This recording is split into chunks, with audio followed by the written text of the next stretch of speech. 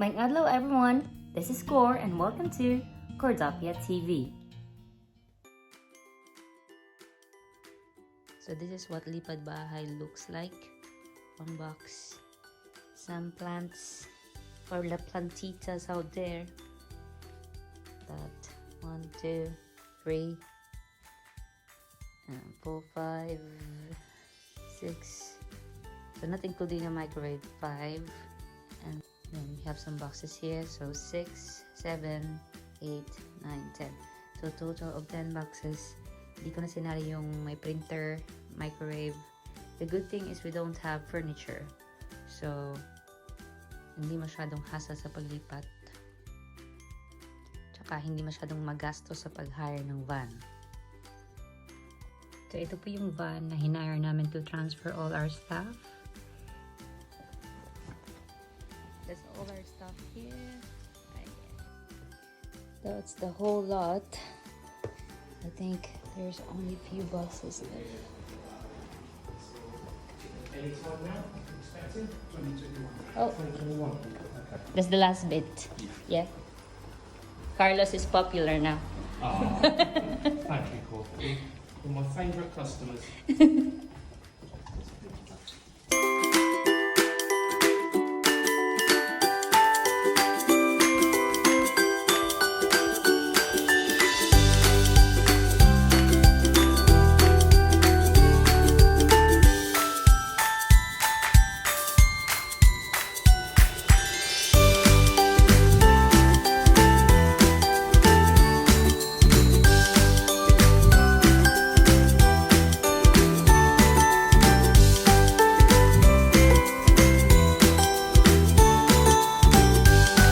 So how did I come up with this guide and tips in moving flat in the UK? Actually, it's the third time around naglipat po kami ng flat within the UK. So dahil sa paglilipat namin, may natutunan kami mga bagay-bagay at through watching YouTube videos, we have able to formulate the guide and tips na sana natutunan namin dati before kami naglipat-lipat ng flats. So what I'm going to share with you is just based on our personal experience. So it may not be the same as yours, especially sa costing. So without further char-char, let me share to you the guide and tips in moving flat in the UK.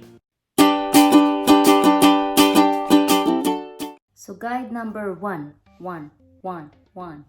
Search for a property. So you can search for a property through a property website, for example, Zoopla or Rightmove. So set your location first para mag-come up yung mga properties that depending on your preferences. So your preferences would basically kung ano yung type ng property na gusto mo. Like if you want a flat, a detached house, a single detached, or a bungalow, or a shared house. At isiset mo rin yung budget mo. If you're a single person, a couple, or a family. So depende na po sa inyo yun kung magkano yung budget na isiset mo. At yung mga preferences mo, like if it's furnished or unfurnished, with garden, with allocated parking, kung 2-bedroom ba, 1-bedroom, kung may toilet and bath, or just toilet and shower walk-in. So, depende po yun sa inyo. Kapag nakahanap ka na ng mga properties, save a lot of them, tapos set an alert. So, these alerts will keep you updated kung may mga bagong properties na mag-come up sa market na pasok or swak na swak doon sa mga preferences mo. At meron din na i-inform ka kung yung mga sinave mo na properties ay nag-reduce ng kanilang amount sa market. O kaya, dyan din malalaman kung yung property na yun is talagang high in demand kasi mabilis siya mawala sa market, or may issue yung property kasi makikita mo siya na matagal na siyang na-advertise dun sa property website. Number 2, arrange viewings. So, based sa mga nasave mo na properties dun sa property website, contact either the letting agency or the landlord. Depende po yun kung ang property is managed by a letting agency or directly by the landlord. So do not settle only for one option. You should have options para mafi-filter nyo po doon kung ano talaga yung gusto nyo na property. So before kayo mag-attend ng viewings, i-set nyo yung mga questions na gusto mong tanungin sa letting agency or landlord. Like kung ano yung mga utility companies being used sa property, or kung yung property is heated by electricity or gas. Mga importante po yung tanong din yun. And you also have to consider kung anong time yun ng viewing mo. Morning ba or hapon. So para ma-feel mo yung ambience kung gusto mo siya during the morning time or during the evening time at kung maingay ba doon sa property na yun. And it's also good na mag-research ka rin kung ano ang crime rate history ng area na gusto mong lipatan. So that's number 2. So before we move to guide number 3, so kung nakapili ka na ng property na gusto mo based sa mga na-arrange mo na viewings at dahil sa mga marami mong options, wag agad basta-basta mag-decide na ito na yung gusto ko. Try mo munang makipag-negotiate doon sa letting agency or the landlord kasi may mga instances po na you can haggle or negotiate with them. Especially kung sa tingin mo yung property na gusto mo is parang hindi siya suitable yung presyo sa itsura niya. So, you can email or directly speak to them na I can make an offer like this property, can I get this for this amount or that amount? For example, sa case namin, yung flat namin is marketed for £850. It's in the town center. Tapos pag viewing namin, we've realized na it's just beside a pub. And then in another corner, there's another pub. So tingin namin, parang maingay siguro siya sa gabi. So I was thinking, if I'm gonna choose this property, I have a reason to haggle. So, sa lahat ng na-viewing namin na properties, siya ang napili ko, yung malapit nga sa pub.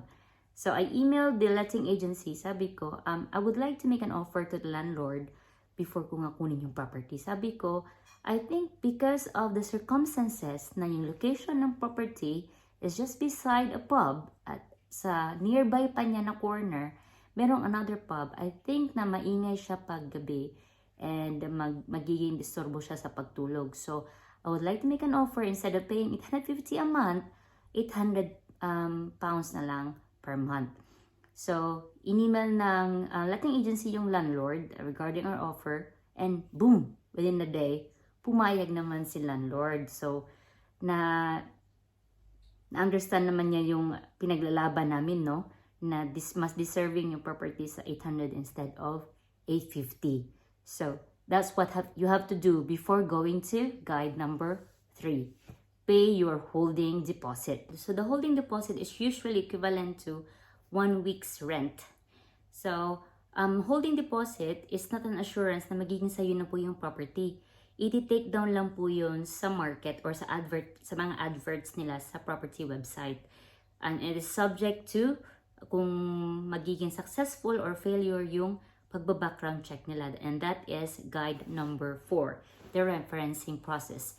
So, ano itong referencing process? It's equivalent to background check. So, mag-fill up ka ng form about yung mga tenants details, including dyan yung employment status mo, projected income mo for a year, at sino ang employer mo, anong location, mga ganyan-ganyan mga bagay-bagay.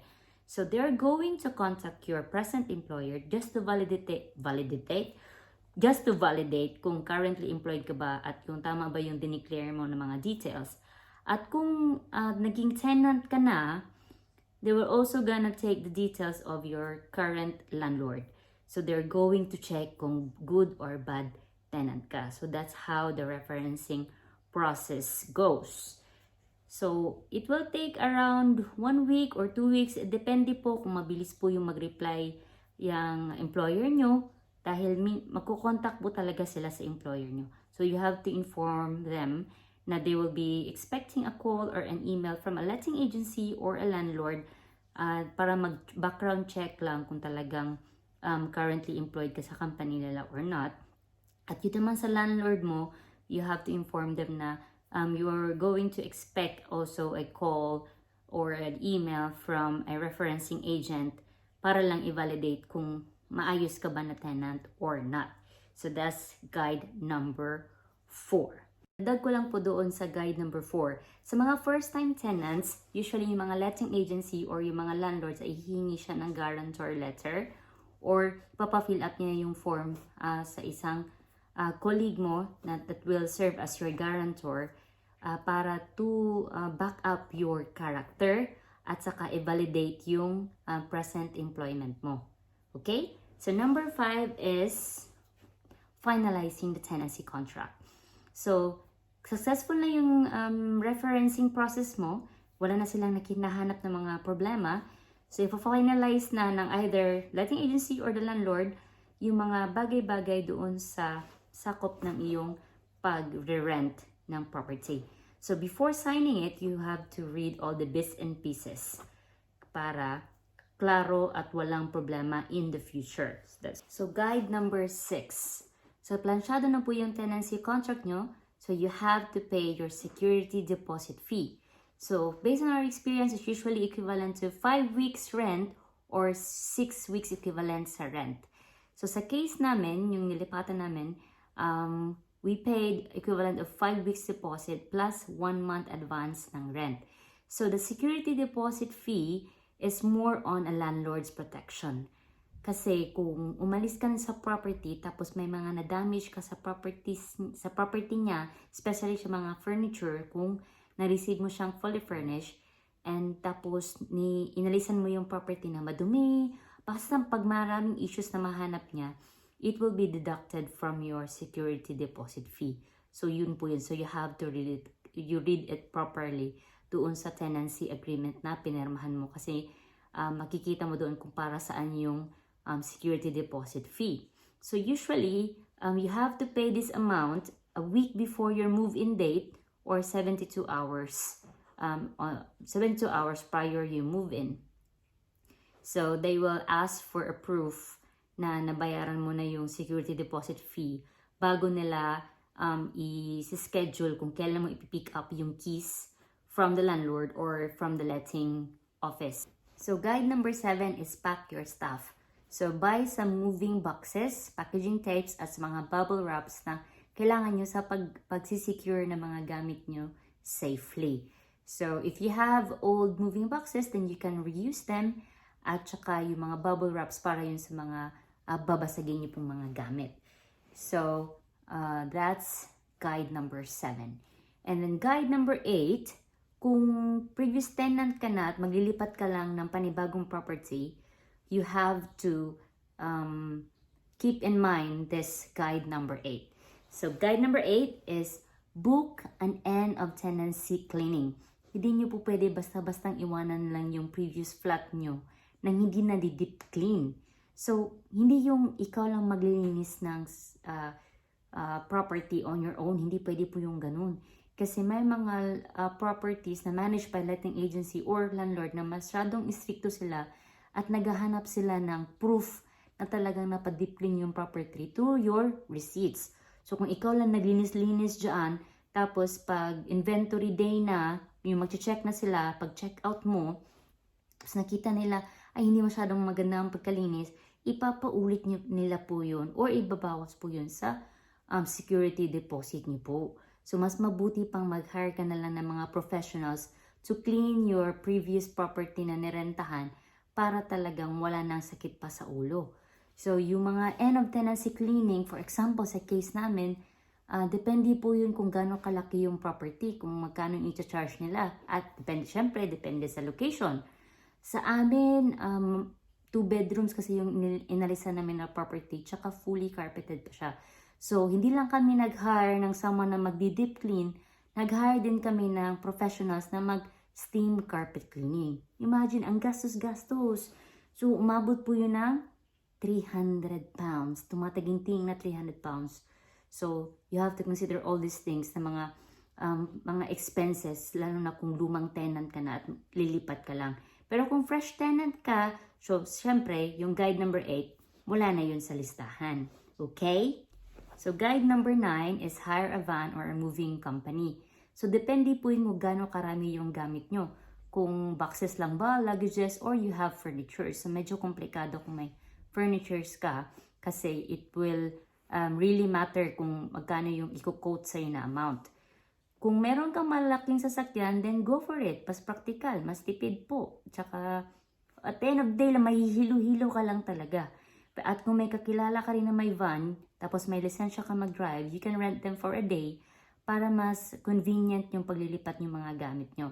So in our case, we hired a moving company na pwede siya locally or any other parts of the UK. We paid £90 para siya po ang mag-load and offload ng mga boxes and luggages namin from our previous flat to our present flat. So ganun po yun. So depende po yun sa preference ninyo kung gusto niyo ng convenient, hassle-free, or kung gusto niyo na mas practical at makatipid. So it really depends on your budget. So guide number 10, set up your utility bills. So kung alam niyo na po yung mga utility companies being used sa property, you can contact them or you can do it online para mag-set up ng mga utility bills. So these utility bills are your gas, electricity, your water, broadband, your council tax, at TV license kung kailangan nyo magbayad ng TV license. So you have to set them up para much better kung ma-set up nyo siya on your early weeks of move-in para matansya nyo kung magkano ang magiging monthly expenses nyo. Okay? So dagdag ko lang sa guide number 10 about setting up your utility bills. So kung gusto nyo ng hassle-free at no stress at all, pwede nyo i-avail yung tenant shop. Usually, offer yan ng mga letting agencies or yung ng landlord nyo kung gusto nyo ng mas madali at walang kahirap-hirap ng pag-set up ng utility bills. Pero kung nagtitipid ka like us at gusto mo makatipid ng pera, or they go for it, do it manually, no? Huwag ka na mag-tenant shop. Okay? So, guide number 11. Set up a direct debit of all your monthly payments, especially sa rent, to avoid penalties. So, hindi mo lang isi-set up yung monthly payment mo ng mga utility bills, but also including your monthly rent. So, that would also reflect kung gaano ka-good na tenant in the future kung maglilipat ka na naman ng property. Last but not the least, guide number 12. You have to update all the address of all your important records or documents. For example, yung bank details niyo po or yung mga surgery. So you have to change surgery kung kailangan, kung nagpalit ka na ng postcode. So you have to register to another surgery. Kung in the future na kailangan mo mag-book ng mga clinic appointments, importante po yun. Anything na mga documents na mayroong nakalagay na address, importante po yun. Like yung mga mobile plan, mga insurance, yung tax, yung personal tax, kailangan nyo po i-update yung address nyo doon. And especially for us nurses, we have to update our address in our NMC online account. So these are my tips in moving flat in the UK. So number 1. So hindi lang ito applicable sa paglipat mo ng bagong property, applicable din ito kung aalis ka ng previous property na rerentahan mo. So take photos or video of the whole property to have a personal record sa kung ano yung condition ng property sa pag-alis mo, or kung bagong lipat ka, kung ano yung condition ng property sa time ng paglipat mo. Usually take it within the first week of your move-in date. So this will serve as your inventory record para in the future kung may problema man sa pagkukuha ulit ng iyong holding deposit or yung security deposit, hindi ka mahihirapan.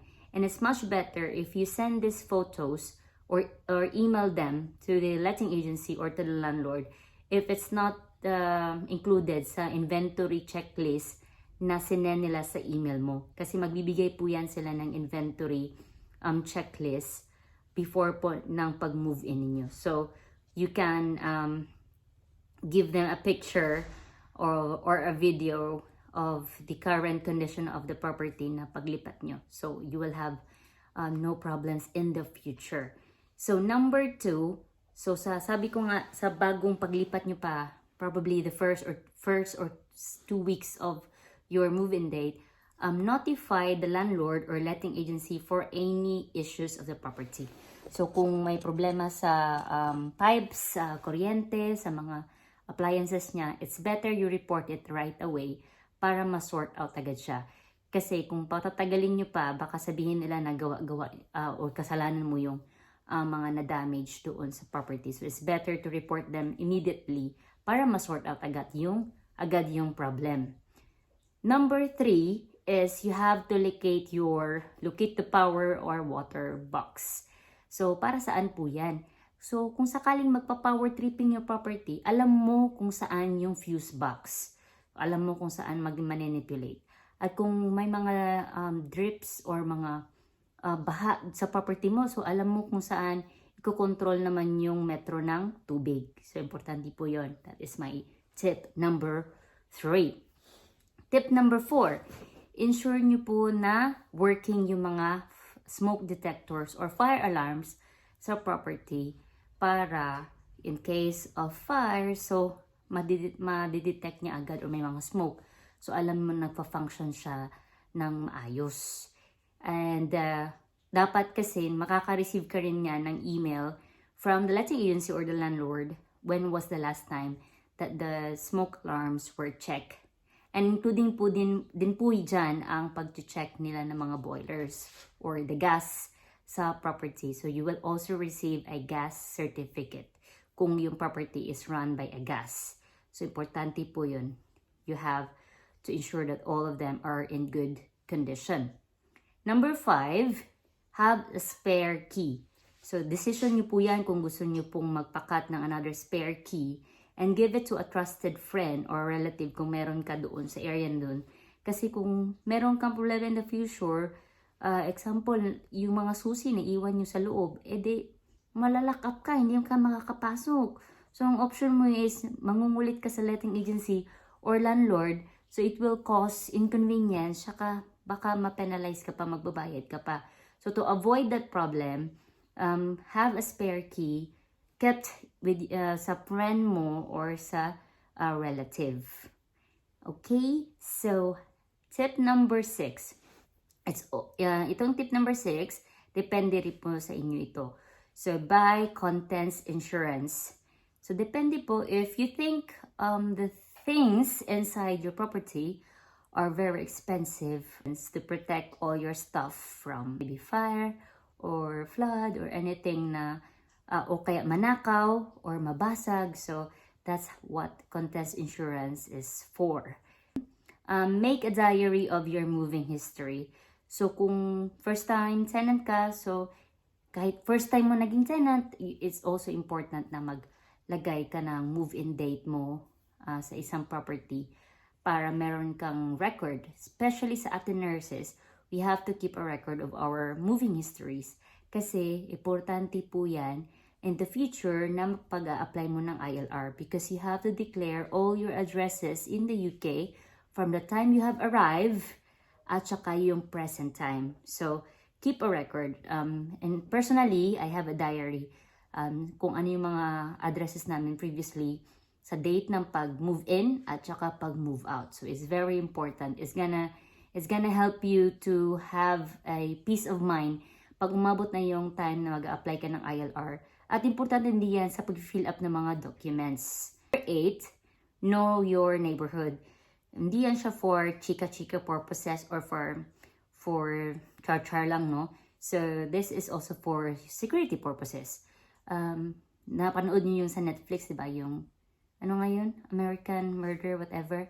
So, madidetect nila kung medyo friendly ka sa neighbor mo. So, kung within mga ilang days, parang walang motion yung house, tahimik. So, this will keep them alert kung, ay, parang pala, nanigas na siguro siya sa loob. So, it's better also to at least create a casual friendship with your neighbors. At isa ding tip, kasi if you have parcels or packages na you are expecting, tapos feeling mo at work ka, you can also leave a message to the delivery office or to the delivery company na you can leave it with my neighbor next door. O, diba? So, that's how the neighborhood thing works. And aside from knowing your neighbors, you have to familiarize yourself with the surroundings. So, familiarize yourself with the location, ano yung mga shops, groceries, ano yung nandoon sa neighborhood mo. So, it will be easier for you kung mag-grocery ka or anything like that. Number 9, shop for secondhand furniture. So it's just kung sa mga wala kang mga gamit like us, so you can go for things na secondhand sa charity shops or through Facebook Marketplace for cheaper options. Pero kung may extra budget ka, then you can go for it. Go buy for new stuff online. Then number 10, since nakakapagod talaga pong maglipat, not only is it stressful siya by financially or by mentally and everything, so you have to try to relax and chill, enjoy.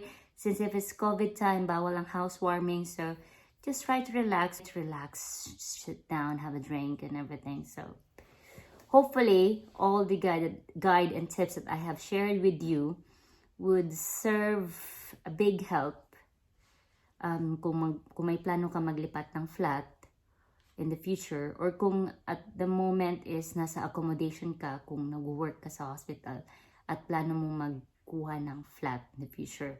So just a disclaimer, all the things that I've shared, the guide and tips, are based on our personal experience and through the researches that I have done, na dapat sana ito natutunan ko before na naglipat-lipat kami ng mga properties. So thank you so much for watching the video, and I hope you have enjoyed it.